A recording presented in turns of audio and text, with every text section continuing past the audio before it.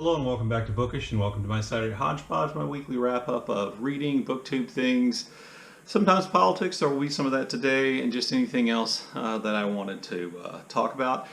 Today I want to start off by talking about my weekly reading. As you know, if you've been following along, I am participating in Faulkner in August. This year we are doing the Summer of Snopes, reading Faulkner's The Snopes trilogy, which started off with The Hamlet, and next month we'll be reading The Town, and in August we'll be reading The Mansion. All these novels are dominated by one of Faulkner's great characters, Flem Snopes, who is easily, I think, one of the most amoral, possibly purely evil characters in all of American literature. And I just think he is a great creation. I think Faulkner's work here in The Hamlet, The Town, and The Mansion kind of prove his ability to create a kind of hyper version of Southern society to show all of its flaws and all of its decay. And I think that's on display here in The Hamlet, which I thoroughly enjoyed my reread of. Our Faulkner in August reading group on Voxer has just been great.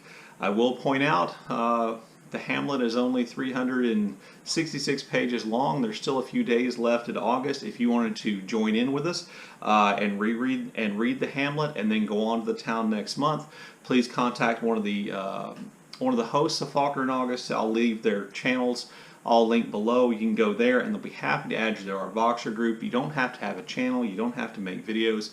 You can just want to get in on the discussion, and it's been great so far. And I thought this was a really good starting place. I do think this is a really good starting place. I made a video in which I talked about places not to start with William Faulkner, and then I listed a few places to start. And I think I think The Hamlet is a really good place to start.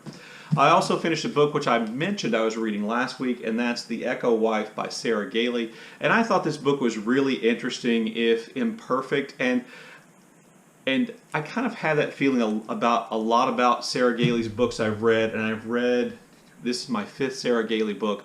This one involves cloning. One of my favorite things that Sarah Gailey does is that she kind of takes a world that we know and changes one thing about it. In this case, cloning is real, and clones exist, and people work on perfecting clones. As a matter of fact, our main character in the story is someone who has perfected a technique for human cloning, and then that kind of is predictable probably in a work of science fiction describing a somewhat dystopian perhaps future. That creation is then kind of spins out of her control and creates havoc and chaos in her life. The thing I think is great about The Echo Wife is that there are all kinds of layers involving our main character and a clone that is essentially made to be exactly like her. There are all kinds of layers to that, not just between the connection between her and her clone, but the connection between her and her father and her mother. And there are all kinds of, I think, not necessarily subtle, but very cleverly crafted ways in which it makes you think about lots of different topics. And so just on top of that, just the wisdom of human cloning to begin with. So I really thought it was good. There is, I don't know if this is a plot hole, but there is a really big plot question mark for me, which makes a lot of, I think, the action that takes place in the book seem implausible. It's not the cloning, even though I don't understand the cloning thing that's explained there. But there's just kind of like a moment where you're like, I don't think that could really happen that doesn't involve the clones. And so there is a problem with it, but I enjoyed reading the book a lot. And then also, I listened to an audiobook of Jane Austen's Lady Susan while I was out on my walks. And I realized this seems odd and out of step. You should be thinking, you idiot, next month is, Jane Austen July. Why did you read Lady Susan in June? And I have a reason, which should become evident around the beginning of July. I do have a reason. But also, it's just I like listening to classics on LibriVox while I'm out on my walks. And this was one that was there. And I really enjoyed it. It's not a particularly strong Jane Austen novel slash story. It's told completely in the form of letters, which I thought was really excellently done. the ending really kind of just feels like Jane Austen got kind of tired of writing the story and writing the letters and just kind of summed everything up. But I enjoyed it, and I enjoyed listening to it while I was on my walk. So, that's what's been going on. That's what I finished this week. I haven't read any more of Cities of the Plain by Cormac McCarthy. I haven't gotten a copy of The Death of Vivek by Akwaeke Emezi. And I'm probably just going to have to go ahead and buy a copy of that so I can get that read this month. And I haven't done a whole lot of other reading. I kind of, believe it or not, was in a bit of a reading slump this week. So, there's my weekly reading. So there are a lot of good series, or a lot of, I think, interesting to BookTube people series that have been released on Netflix and on Disney and things like that have been going on. The two I've watched in June is my wife and I rewatched all 3 seasons of Stranger Things, and then the half of the 4th season's been made available. We're looking forward to that being the rest of that coming out in July, so we can finish the series, which I assume we'll do all in one big gulp. But in rewatching the first 3 seasons of Stranger Things, I was really kind of enjoying all the little homages to other works of science fiction and other science fiction movies and other horror movies that are kind of blended in there. And if you're watching along, you think, well, they just stole that idea from, wherever, from this horror franchise or whatever. I don't think they're so much as intending to plagiarize other works as they are paying, homage to those other works. And there's a lot of that, I think, in the first part of Season 4, a whole lot of it in Season 3. My wife and I and my daughter have enjoyed Stranger Things, and it's something we get to talk about with her, even though she doesn't live with us anymore. So that's been great. My wife also and I, less actively, have been watching Kenobi, the Star Wars series, which I believe was on Disney Channel. Great to see Ewan McGregor really, I think, get to do some acting as Obi-Wan Kenobi. I don't think in the Star Wars franchise, and what are, I guess, now movies 1, 2, and 3, I don't guess, that's what they are. In movies 1, 2, and 3, I think that the Kenobi character there is stiff and overly formal and, not particularly interesting, until he almost kills Anakin and leaves him essentially to die on the shores of a lava lake. I don't think he's particularly interesting. I think a lot more depth to the character is brought by McGregor here in the Kenobi series, and I found it interesting and entertaining. But the problem with all these, movies and Netflix series or whatever, or Disney series that kind of fill in the gaps and fit in the middle is there's no dramatic tension. Because you know how everything has to work out. I mean, Kenobi is set essentially between the end of Revenge of the Sith and Star Wars A New Hope. It's in that space, so you know what's going to happen. It's hard for you to, feel a lot of tension about something happening to the child Princess Leia, because you know she makes it to the movie that's next. There's not a lot of dramatic tension in conflicts between Obi-Wan Kenobi and Darth Vader that take place in the Kenobi series, because Kenobi has to make it to A New Hope. So that's always for me a problem, but I did enjoy it, and I did enjoy getting to see Ewan McGregor kind of revise the role, and I thought it was created a lot of a richer character in terms of Ewan McGregor as Obi-Wan Kenobi than you get from the first 3 movies. Anyway, so that's kind of what I've been watching. And then, of course, the other thing I've been watching are the January 6th thing. So here's where the politics part begins.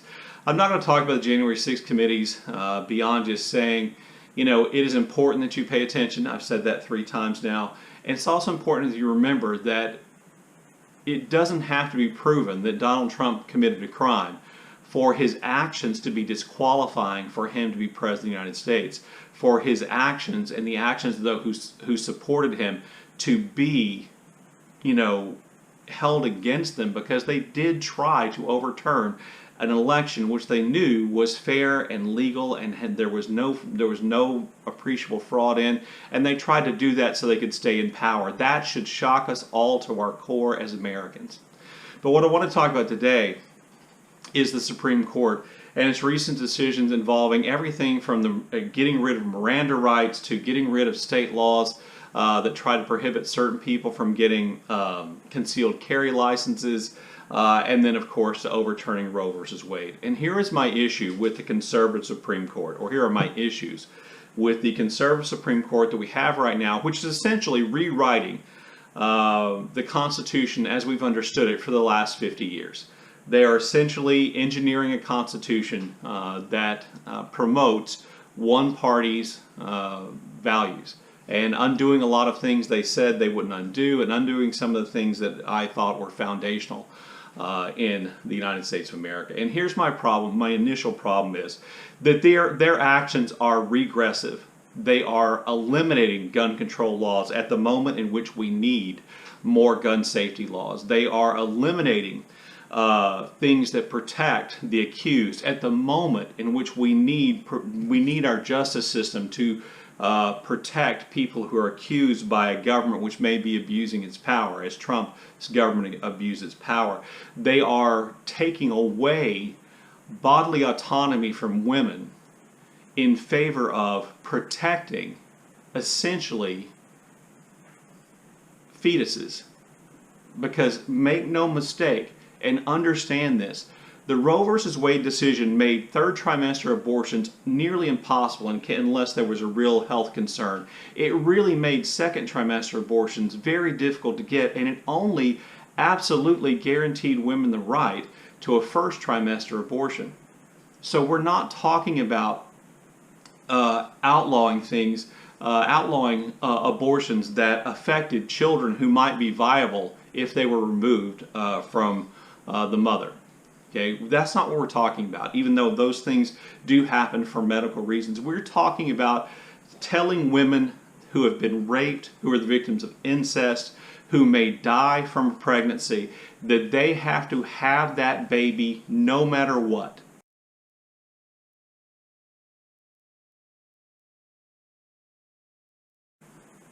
That they're going to allow states to pass those laws. This is just inherently regressive. It is inherently misogynistic. It is inherently the wrong thing to do. There is no way around this. Not to mention that women who have ectopic pregnancies, women who are in danger of dying in childbirth, are also going to be forced by states like mine into dying. Women are going to die because of this decision. And these decisions are happening, I think, because the Supreme Court is so involved in looking at the details that they're missing the big picture. And the thing that they don't listen to, and the thing that too few of us pay attention to, is the preamble of the Constitution. The preamble of the Constitution sets the goals for the United States government. That is an incredibly important thing. The rest of the Constitution is meaningless, including the Bill of Rights, if you don't pay attention to the preamble. So the preamble says, we, the people of the United States, in order to form a more perfect union, establish justice, ensure domestic tranquility, provide for the common defense, promote the general welfare, and secure the blessings of liberty to ourselves and our posterity, do ordain and establish this Constitution for the United States of America. It says there are 6 primary goals. 6 reasons the Constitution was created, 6 reasons our government exists. Okay? Provide for the common defense, promote the general welfare, ensure the blessings of liberty, establish justice, ensure domestic tranquility. All these kinds of things are the goals that the founders, if you want to stick to what the framers say, which is what conservatives are obsessed with, what do the framers mean? They are overlooking the goals the framers set. How is it justice for a woman to have to give birth to the child that was forced upon her by a rapist? In what world is that justice? The Supreme Court decision reversing Roe versus Wade goes directly against the concept and everyone's concept of justice, and it goes against the preamble which set the goal for the United States Constitution, our government.